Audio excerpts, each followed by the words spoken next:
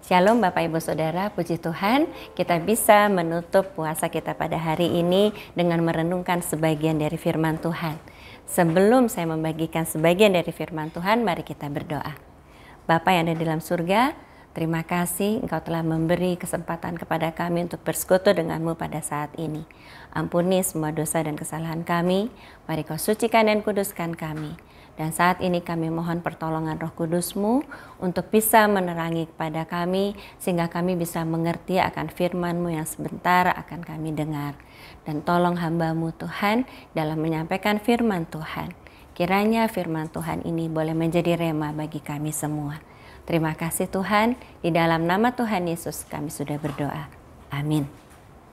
Bapak Ibu Saudara, menjelang hari turunnya Roh Kudus yaitu hari Pentakosta, di mana kita memperingati hari pertama kali murid-murid Tuhan Yesus menerima baptisan Roh Kudus, maka saya menganjurkan untuk kita semua mengadakan doa puasa. Mari kita mempersiapkan hati kita masing-masing untuk kita boleh mendapat kepenuhan Roh Kudus. Nanti pada hari Sabtu dan hari Minggu yang akan datang kita akan sama-sama berdoa. Berdoa, bertekun sehati meminta agar Roh Kudus boleh memenuhi kita masing-masing. Sebetulnya saudara, sejak baptisan Roh Kudus pertama yang terjadi atas murid-murid Tuhan Yesus, setiap kita bisa setiap saat meminta baptisan Roh Kudus. Nah, baptisan Roh Kudus itu bisa kita minta bagi mereka yang belum pernah mengalami baptisan Roh Kudus. Tetapi bagi yang sudah pernah mengalami baptisan Roh Kudus, kita bisa minta kembali kepenuhan Roh Kudus. Tetapi mengapa kita sekalian mengadakan doa pencurahan Roh Kudus bersama-sama?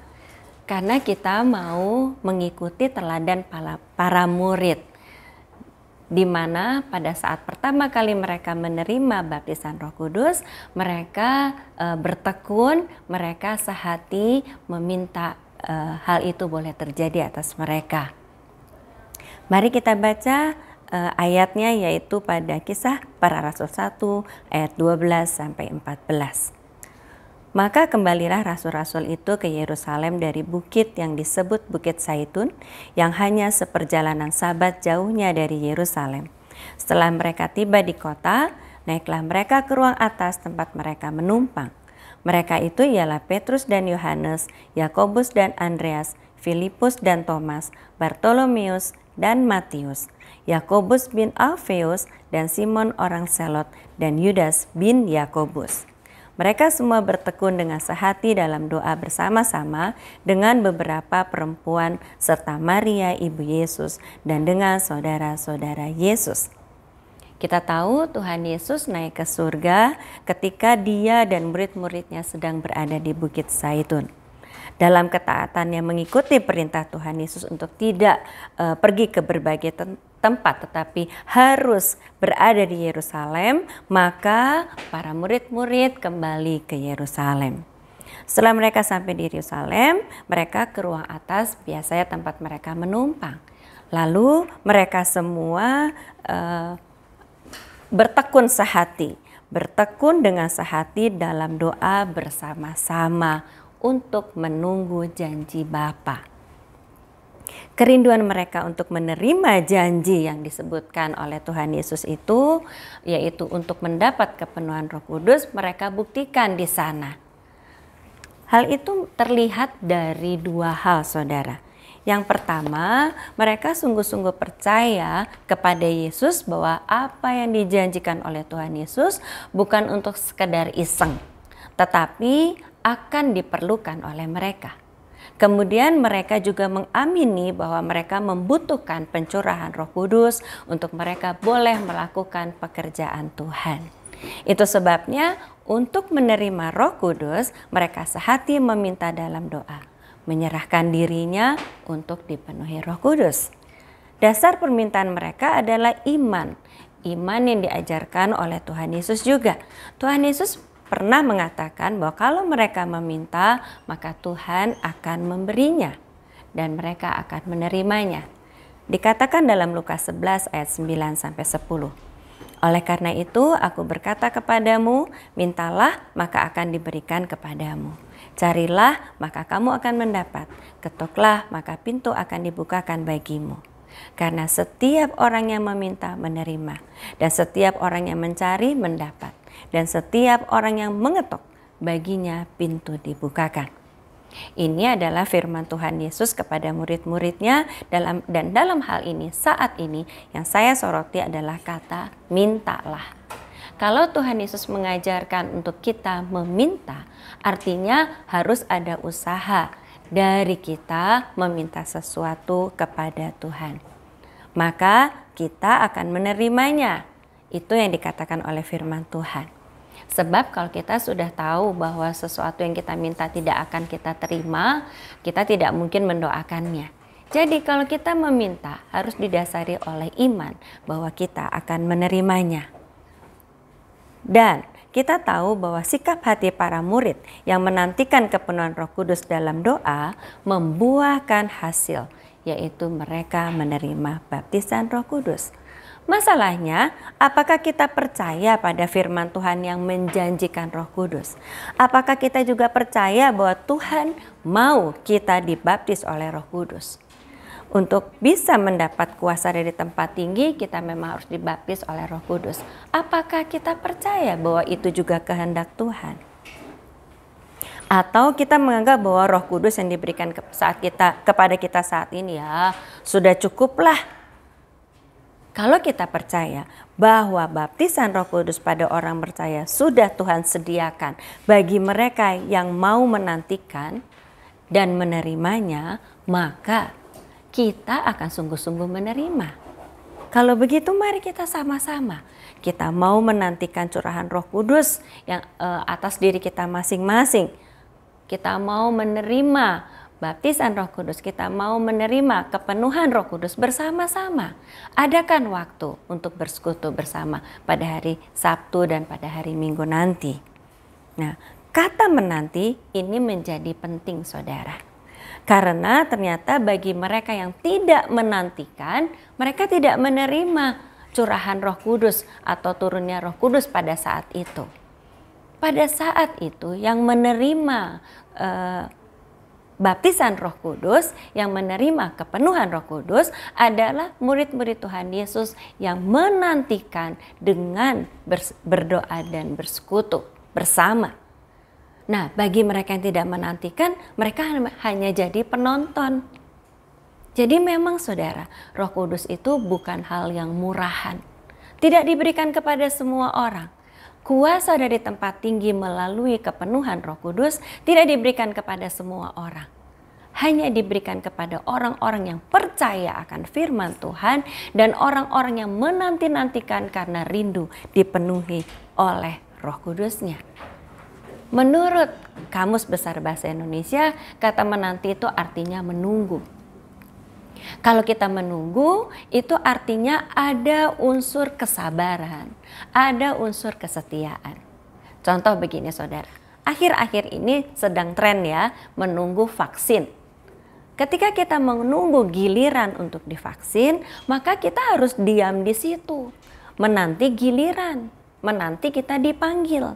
Kalau misalnya kita, aduh lama ya, terus kita jalan-jalan, terus nanti nama kita dipanggil kita nggak tahu. Nama kita dipanggil kita misalnya dipanggil Mia, misalnya dipanggil gitu. Beberapa kali dipanggil tidak ada orangnya, maka dilewat. Orang berikutnya yang dipanggil. Puji Tuhan kalau itu bukan orang terakhir. Kalau itu adalah orang terakhir, ketika kita datang, kita bertanya, ternyata kita sudah terlewat oleh orang cadangan misalnya gitu. Kita nggak kebagian. Jadi dalam kata menunggu itu ada unsur kesabaran, ada unsur kesetiaan. Nah saudara, ketika kita menunggu juga kita tidak tahu waktu yang tepatnya jam berapa, menit ke berapa. Kita tidak tahu. Tetapi kita memang harus menunggu.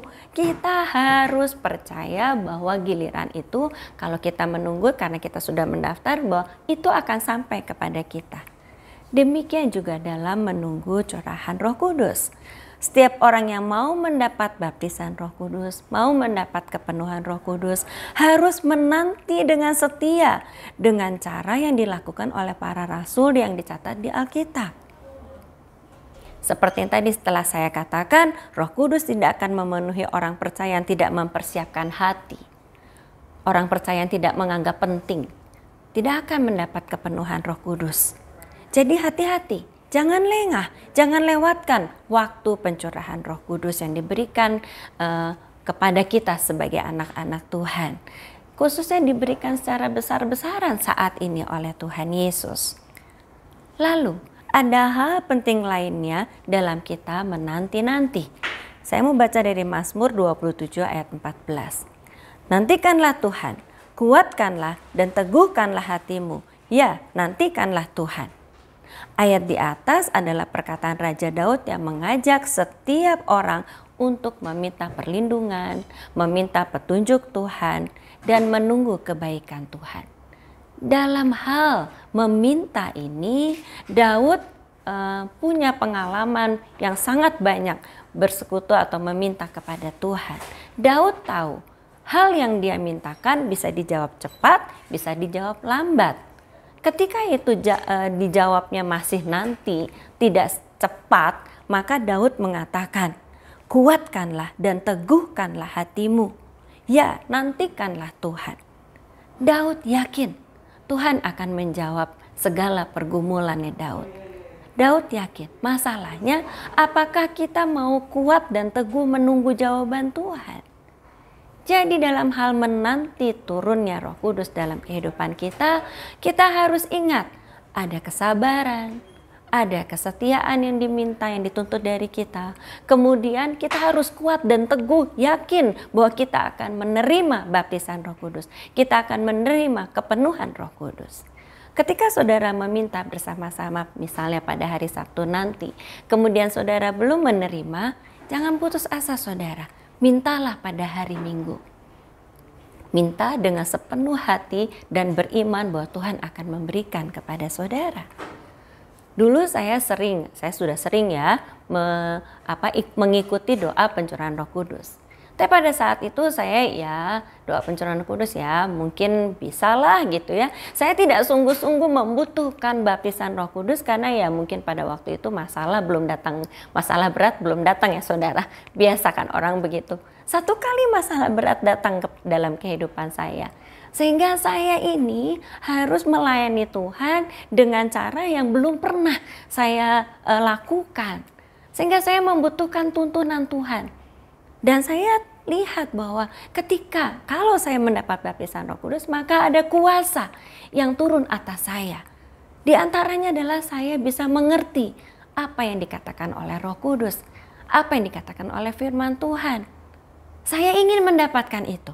Sehingga saya bersungguh-sungguh pada waktu itu dalam 3 hari doa pencurahan Roh Kudus, saya bersungguh-sungguh.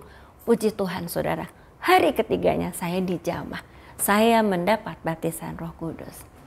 Jadi saudara, jangan lewatkan waktu pencurahan Roh Kudus. Mintalah kepada Bapa di surga agar saudara mendapat kepenuhan Roh Kudusnya. Puji Tuhan, mari kita berdoa. Terima kasih Tuhan untuk firman-Mu.